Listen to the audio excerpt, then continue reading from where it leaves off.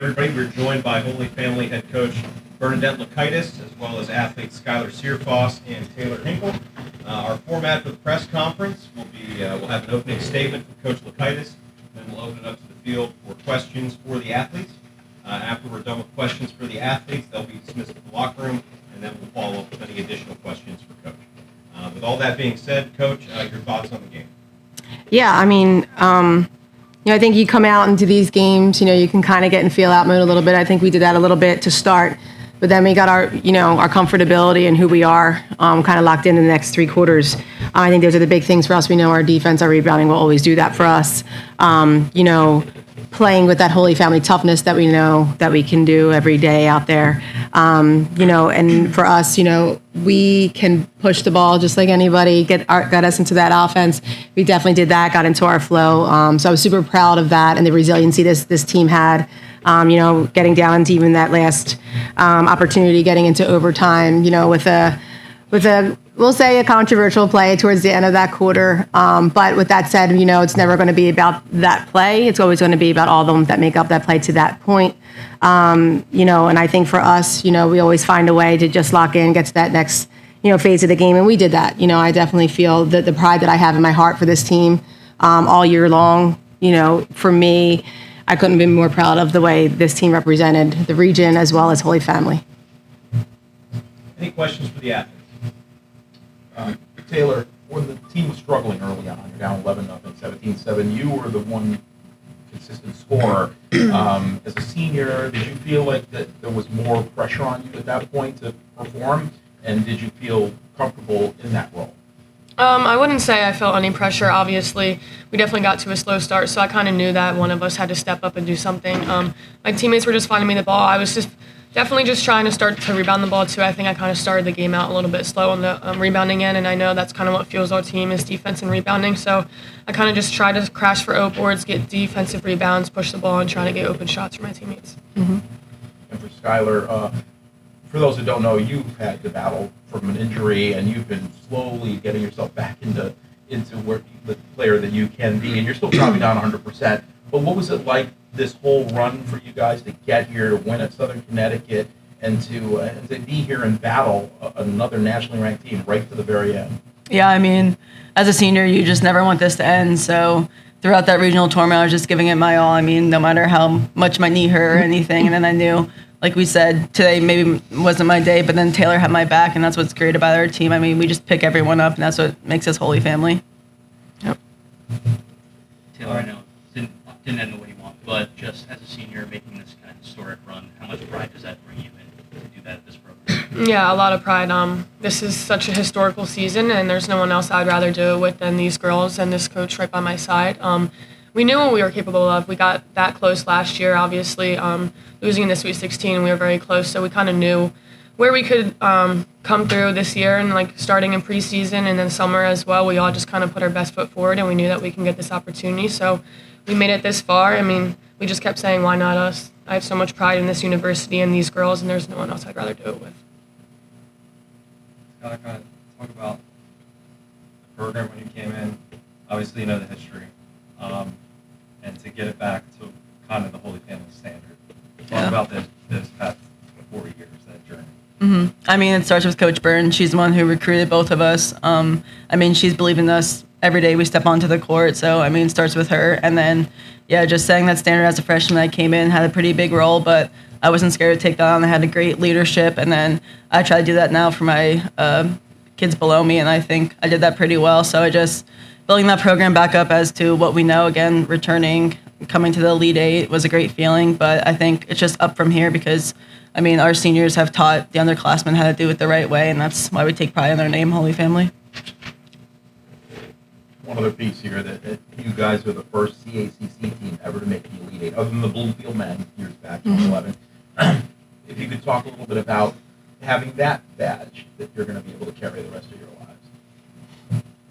Yeah, I mean, I think there's obviously not a lot of respect on our conference, and we've kind of been right on the doorstep along with other teams. Obviously, Jefferson, like in the past, they've gotten really close as well. So I think finally earning this for our conference, not just our university, but our conference as a whole is really great. And hopefully now a lot of more people will open up their eyes to the CACC.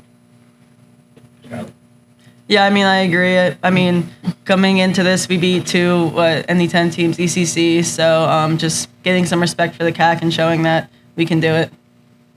I think for myself, being an alum, when we first kind of got started with these two and this senior class, we talked a lot about the alumni. We talked a lot about the foundation of success that we've had here at Holy Family for many years through the Mike McLaughlin era, many years ago when I played there.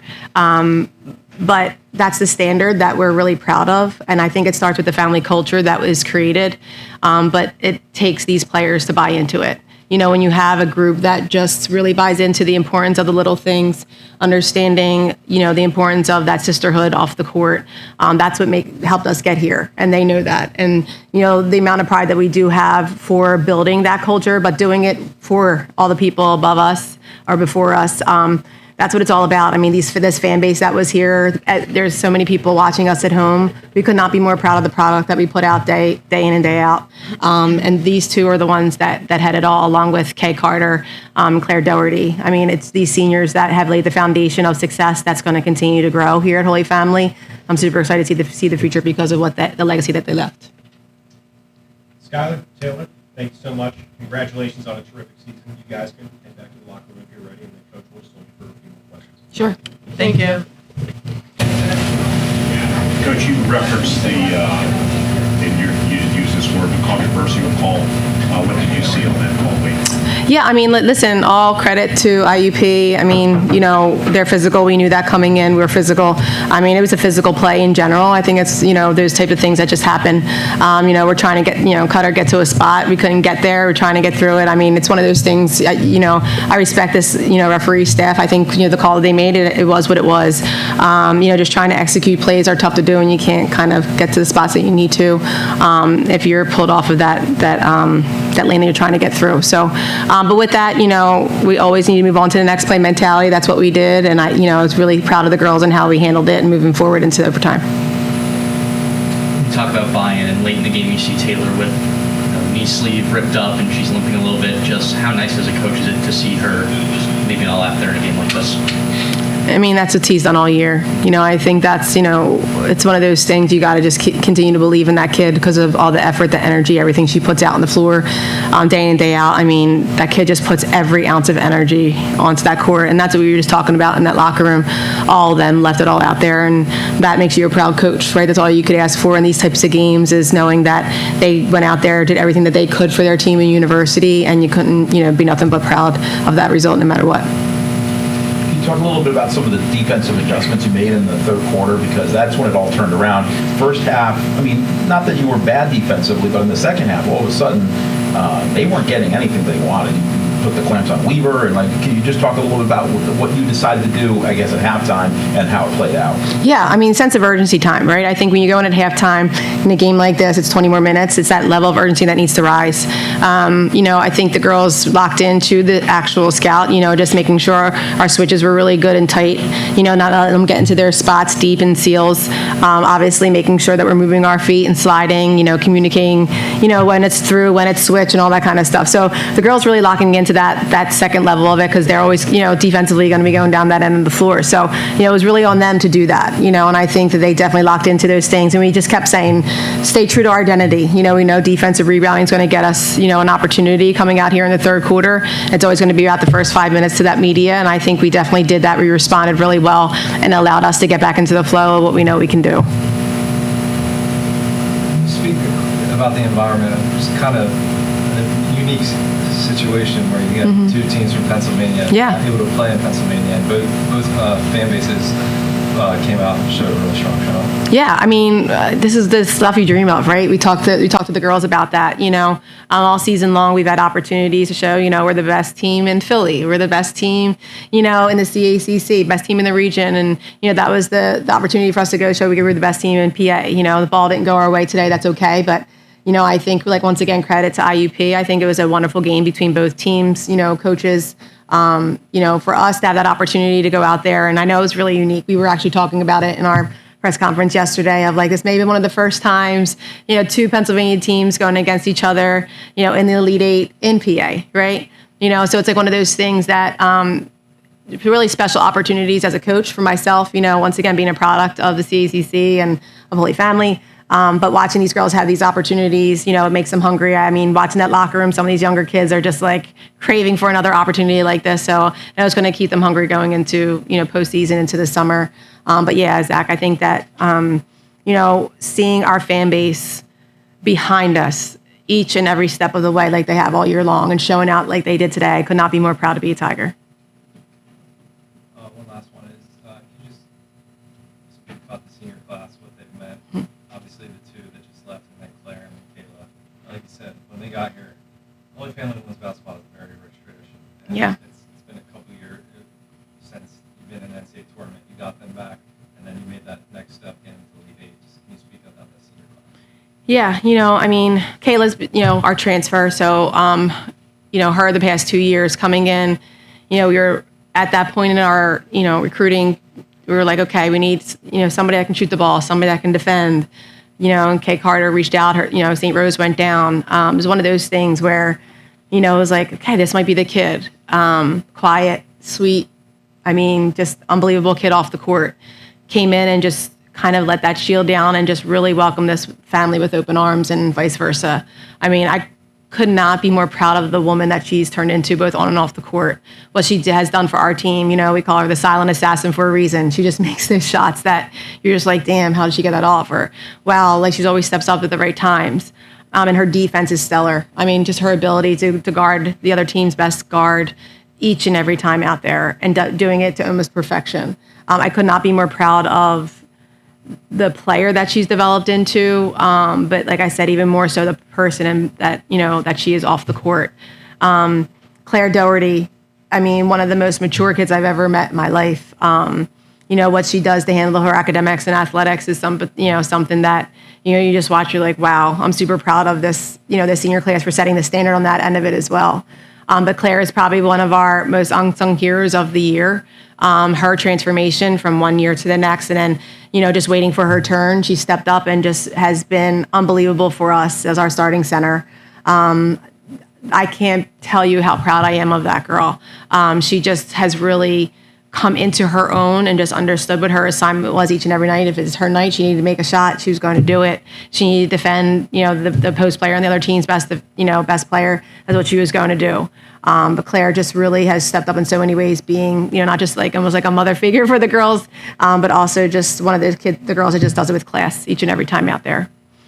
These two, being teammates themselves in the AAU program coming in, already had a really close knit. So watching them grow and develop together from, you guys mentioned with Skylar with her PKU that she has. For those of you who don't know, she has like a protein deficiency, that she only has 5 grams of protein a day. When you watch that kid each and every day have almost, formula 4 times a day just to get the nutrients and protein that she needs each and every day in order for her to perform the way she does. She came in as a freshman rookie of the year, setbacks with her knee injuries, and it's not easy to come back from knee injuries, but when you have PKU, it's even harder, right? So, sometimes her legs dragging, from practices to games. So, there's so many things behind the scenes that you just as a coach watch, and you can't help but be proud of the push and the resiliency of these kids, and everybody understanding, what she does, and I think having that utmost respect for her. And coming out and just performing the way she did in regionals, like she was her freshman year again, to have that little bit of extra lift in her leg that she's been craving for. It's fairy tale stuff. But anytime her team needed her, she was ready to step up. But more importantly, not just as a player, but as a leader for our team. That's what she's going to do. She's going to be a GA for us next year. I can't wait to watch her career as a coach. So I'm super proud of her. Taylor Hinkle, our double-double queen, All-American, my goodness, everything that this kid has done for us. It's just unbelievable, the legacy that she's leaving. Just her ability alone, rebounding the ball, finding the bball. There's nobody like it that we've really seen in the CACC in a very long time. But just her willingness to leave it all out there. You see, her rebounds. Sometimes, those rebounds can get up there, the more and more minutes she plays, because she always has that knack for the ball. But then bringing the ball up the court if you need her, right? That's what she's always going to be for her team, whatever it takes, whatever our team needs in that moment. And I just have loved watching them grow into the amazing young woman they are today.